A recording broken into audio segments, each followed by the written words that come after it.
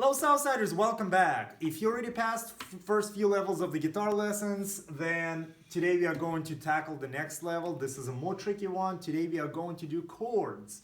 The difference is that this far you've been playing one string at a time, or a couple of strings at a time. But today we are going to be using all 6 of our strings. It is very important that your guitar is tuned properly, so again, please ask a responsible adult to tune it for you. Please don't mess with those tuning pegs yourself. In other words, if your guitar is out of tune, it doesn't matter what you're doing here, it will sound absolutely terrible. Your guitar has to be in tune for this activity. We are going to start with the chord G. Now, I know so far in videos you saw 6 lines going across representing strings.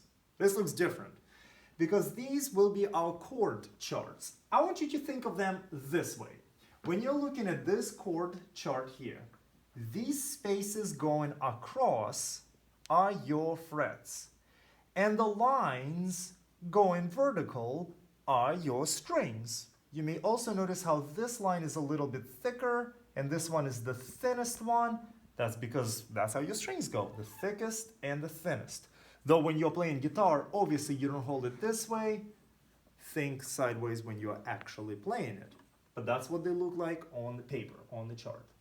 To play chord G, we are going to take our finger. In this case, I'm going to use my 3rd finger here. My thumb is in the back supporting it.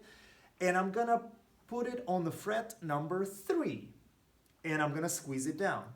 But instead of just plucking that one little string, we are actually going to gently strum across 4 thin strings, gently brushing them down, like this. It's not that big of a deal if you do come across all of the strings, but try to aim for the last 4 thinnest strings while holding this one down on the 3rd fret.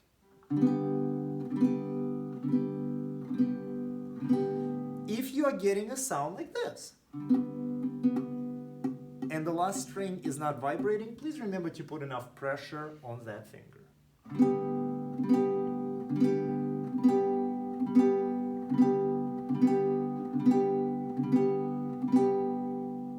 To stop the sound, all you have to do is touch the strings, cuts off the sound.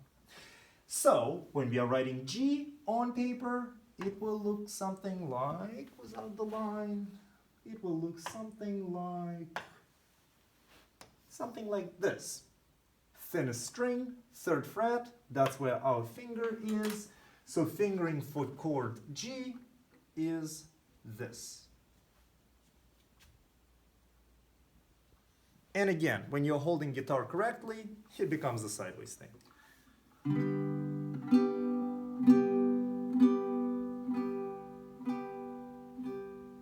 If you have mastered that one, we are ready to move on to the next chord. If not, pause the video. Please practice G on its own a few more times. Now, moving on to the chord C. C is a little bit more tricky. We are going to start with the pointy finger, and it's going to go on fret number 1, string number 2.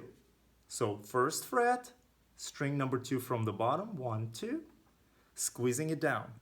Kind of a hard spot, kind of hurts your fingertip until you get used to it. While holding that there, I have to make sure that my finger is bent over the 1st string without touching it, because it's supposed to be on the 2nd string.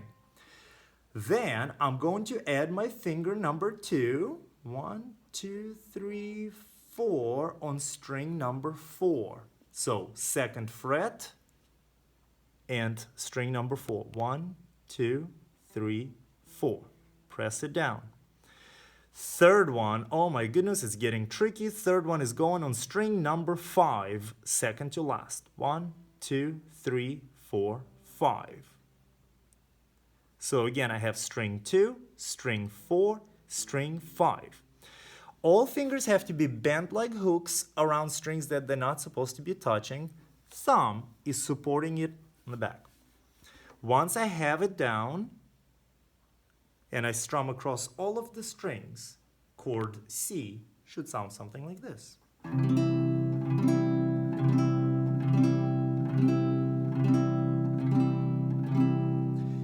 if you are getting C sounding like this. Please make sure you're pressing hard enough on the strings you're supposed to be pressing. If your C sounds like this, please make sure you're in the right fret and on the correct string. Again, string 2, string 4, string 5. Spread your fingers out between frets 1, 2, and 3. Each one of them gets its own fret. Press it down hard enough. Hey, our school bell is matching the pitch a little bit.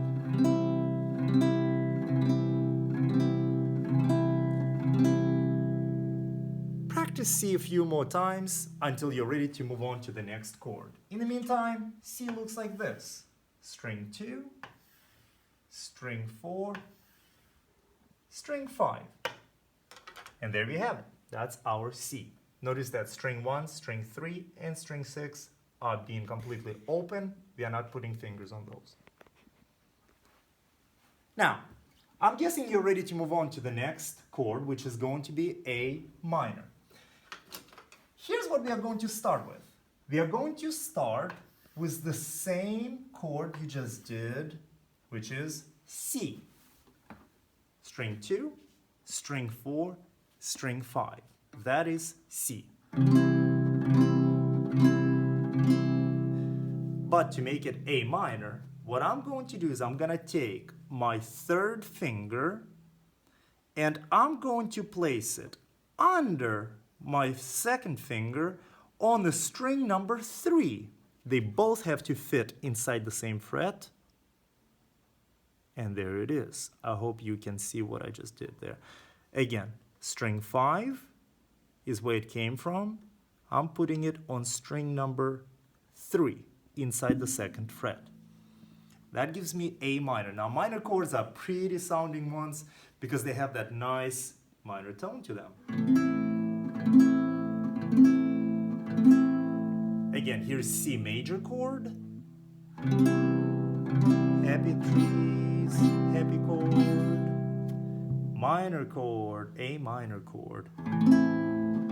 Cloudy day, minor chord. Okay? So what I want you to do is I want you to practice going between C and A minor. And of course, don't forget G, C, A minor, C, G, A minor, C. Be able to do them in different variations, going from this one to that one, or from this one to that one, or backwards, and so on. Okay? When you're ready, let's move on to the next one. Our next chord is going to be E.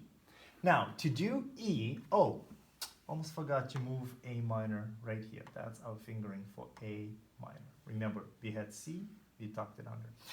E. The chord E is actually the same exact thing as A minor. So we're going to start with strings 2, 4, and 3.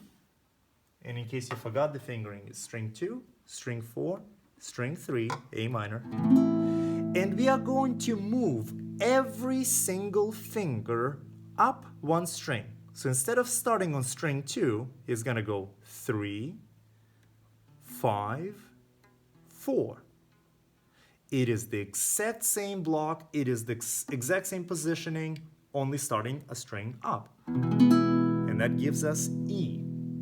So I'm going to move every finger over by one string. That gives us E. Okay. Gonna go back to A minor. Everything just moves down one string. Gonna go up to E. Back to A minor. A minor. E. E to A minor. Practice E. Practice A minor. Practice C, practice G. And when you're ready, we are moving on to the next and final chord. Now, hopefully you're ready for D. And D is kind of a tricky chord. It's kind of a finger twister here. I'm going to start with my pointy finger, the first one, on fret number 2, string number 3. So 1, 2, 3, third string, fret 2. Boom. My middle finger is going to be on the same fret, fret 3, but the first thinnest string. String 1, fret 2. Okay? And then my ring finger is going on string 2, fret 3, right here. And there's the school bell. I'm sure you guys missed that one. Again, I have pointy finger, fret 2, middle finger, fret 2, and ring finger, fret 3. When I strum it, I get D. Fingering for it will look like this. Fret 2, fret 2, fret 3. That gives us D. It's a major chord. There is no little m next to it. Okay? And if you zoom back a little bit, so far you should know G, C, A minor, E major, D major. Here's my G, here's my C, here's my A minor, here's my E, and here's my D. Please practice those chords at your own pace, and when you're ready, move on to the next lesson in our video series, and that's where we're going to learn how to strum those chords with different styles. See you then.